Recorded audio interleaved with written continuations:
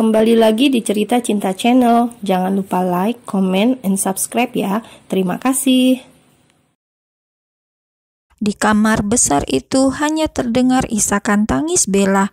Deru nafasnya bahkan memburu, menahan amarahnya yang sudah membuncah. Ia benci Azam yang bersikap kasar seperti ini. Ia benci Azam yang semaunya sendiri. Ia benci Azam yang tidak sedikit pun memikirkan tentang hatinya. Cukup lama dia mengambil alih. Akhirnya Bella lebih dulu buka suara. Di antara kedua tangannya yang coba menghapus air mata itu. Tidak bisakah sedikit saja kamu berpikir dari sudut pandangku, Zam? Bagaimana perasaanku? Bagaimana sakit hatinya aku? Tanya Bella dengan suaranya yang bergetar. Ia mundur 2 langkah menjauhi tubuh Azam yang membuatnya jijik. Tak ada lagi kekaguman Bella pada sosok Azam, bahkan kenangan indah di antara mereka dulu semasa kecil kini perlahan sirna, seperti sebuah foto yang perlahan terbakar. Azam hanya bergeming, ia pun tidak tahu kenapa jadi sekasar ini, tubuhnya seolah bergerak di luar kendali. Aku sudah lelah, Zam. Jangan ganggu aku lagi, putus Bella. Tak ingin membuat hatinya semakin sakit lagi, Bella segera menuju kamar mandi dan segera mencuci wajahnya. Tanpa mengganti baju yang ia kenakan, ia segera naik ke atas ranjang milik suaminya itu, menarik selimut dan tidur dengan memunggungi Azam. Laki-laki dengan wajah tegas dan tatapan dingin ini masih setia berdiri melihat pergerakan Bella yang seolah tak menganggapnya ada. Sebuah rasa tak nyaman tiba-tiba muncul dengan sendirinya, perasaan bersalah yang membuatnya tak tenang. Azam berjalan dan memilih duduk di sofa kamar itu. Hening. Tak ada suara apapun di dalam kamar itu. Lama Azam duduk di sana, bahkan kini sudah menunjukkan jam 1 malam. Azam bangkit dan mendekati sang istri, melihat Bella yang terlelap dengan wajahnya yang sembab. Hatinya kembali berdesir, mendadak gelisah meski tak tahu persis apa penyebab pastinya. Ia terus menatap wajah istrinya itu. Bahkan melihat pergelangan tangan Bella yang nampak merah, Azam tahu itu karena ulahnya. Maafkan aku, Bel, ucap Azam lirih. Ia terus menatap lekat wajah Bella hingga getaran ponsel di dalam saku celana mengalihkan perhatiannya. Azam lebih dulu membenahi selimut istrinya itu, lalu sedikit menyingkir dan merogoh ponselnya. Melihat ada panggilan masuk dari Raya, Azam mengusap wajahnya, mendadak ingat janji yang sudah ia lupakan.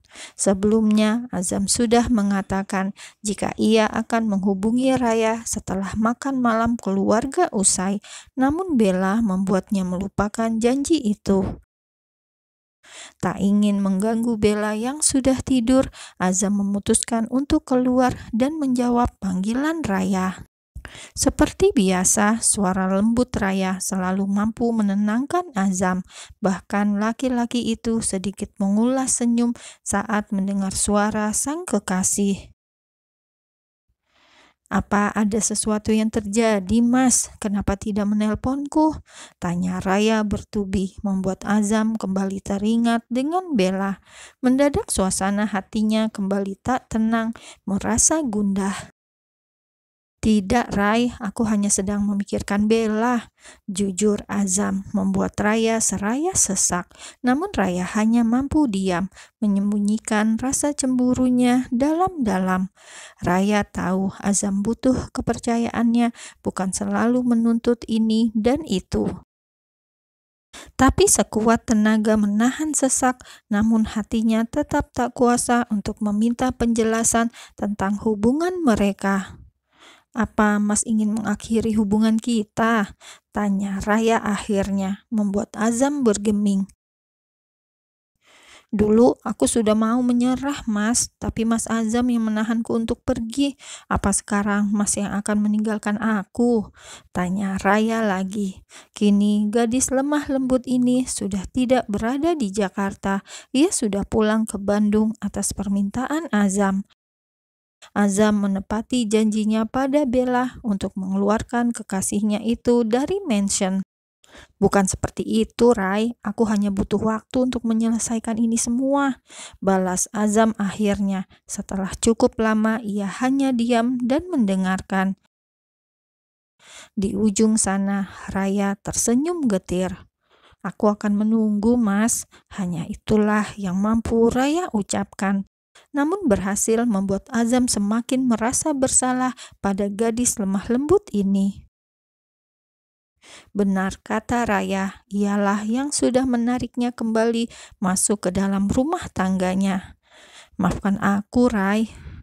Jangan meminta maaf, Mas tidak bersalah. Hening, panggilan telepon itu pun terasa semakin dingin. Ada yang berubah di hati Azam, dan ia pun tak tahu apa penyebabnya. Yang Azam yakini ini adalah rasa bersalahnya, bersalah terhadap Raya dan juga Bella. Tak sampai lama, panggilan itu pun terputus. Azam kembali masuk ke dalam kamar, tanpa sadar jika Zura mendengar semua ucapannya dalam panggilan itu. Air mata Zura kembali mengalir, seolah merasakan sakit hatinya jadi Bella. Kini ia bahkan ragu untuk kembali mempersatukan Bella dengan sang kakak. Kini Zura malah merasa jika ia harus memisahkan keduanya. Zura tidak terima Bella diperlakukan seperti ini. Tidak, aku tidak boleh menyerah. Aku tidak akan membiarkan perempuan itu menang. Sudah tahu Abang Azam menikah, tapi berani-beraninya ia menghubungi Abang di jam seperti ini. Gumam Zura kembali menemukan tujuannya yang sempat hilang. Mencoba tenang, Zura pun pergi dari balik tembok itu dan kembali masuk ke dalam kamarnya sendiri dengan membawa segelas air putih di tangan.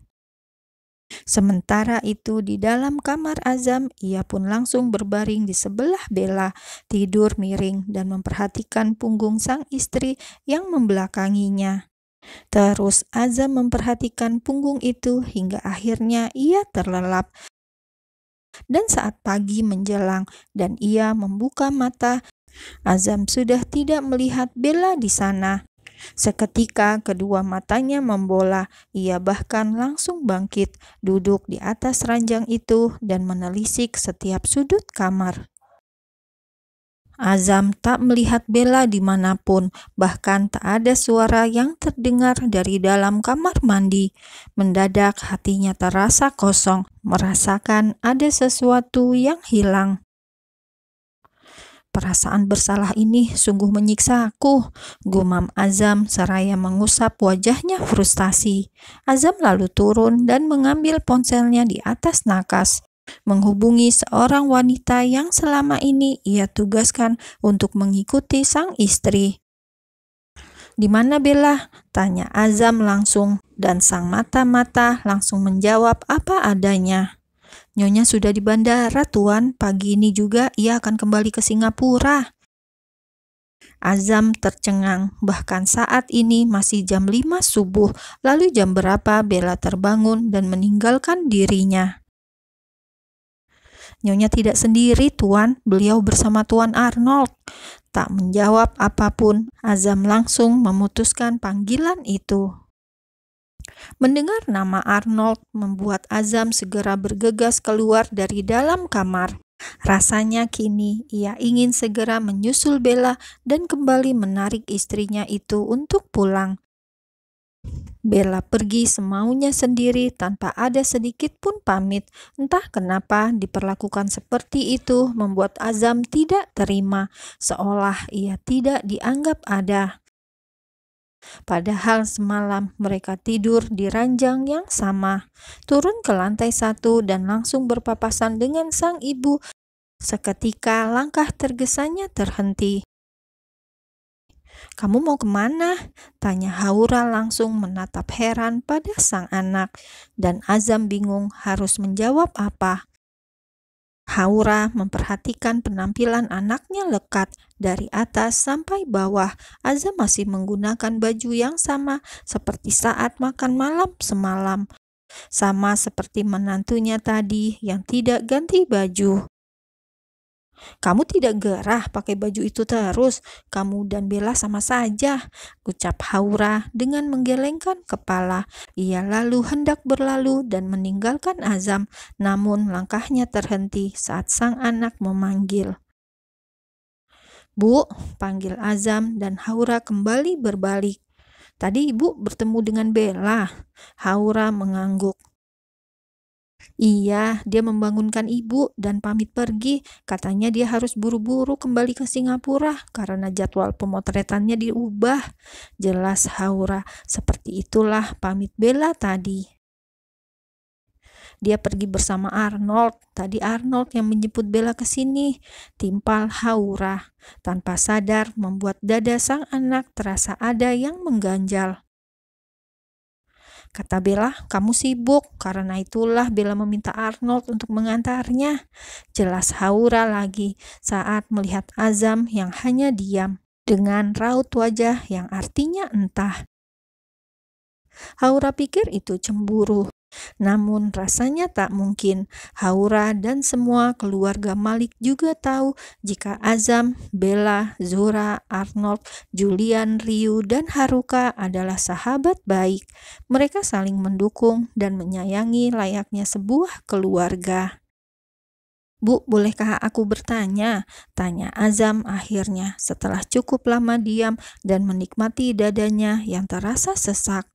"Apa, Nak?" tanya Haura pula dengan suaranya yang lembut.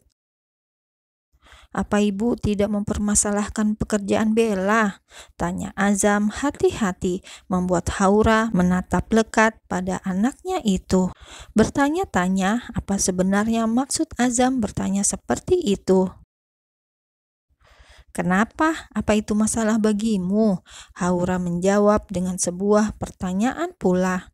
Seraya terus menatap anaknya lekat membuat ia jadi memikirkan banyak hal. Mulai terpikir jika mungkin saja Azam tidak menyukai pekerjaan istrinya itu. "Bella sekarang adalah istrimu, Zam. Bagaimanapun dia, itu adalah tanggung jawabmu. Ibu hanya ingin kamu tahu satu hal, Zam. Di dunia ini tidak ada manusia yang sempurna," jelas Haura seraya mengelus pundak sang anak dengan sayang. Haura tak bisa menghakimi sang menantu atas pekerjaannya itu. Meskipun Bella bekerja sebagai model dengan semua hiruk-pikuknya, siapa yang tahu jika mungkin saja derajatnya jauh lebih tinggi di mata Allah dibanding dia. Haura lalu benar-benar meninggalkan Azam di bawah tangga itu. Ia kembali masuk ke dalam kamarnya dan membangunkan sang suami. Meninggalkan Azam yang sibuk dengan pikirannya sendiri. Perihal sempurna memang bukanlah milik manusia, bahkan manusia adalah tempatnya salah. Mendengar jawaban sang ibu makin membuat Azam gelisah, seolah perbuatannya yang lalu membandingkan Bella dengan Raya membuatnya malu sendiri.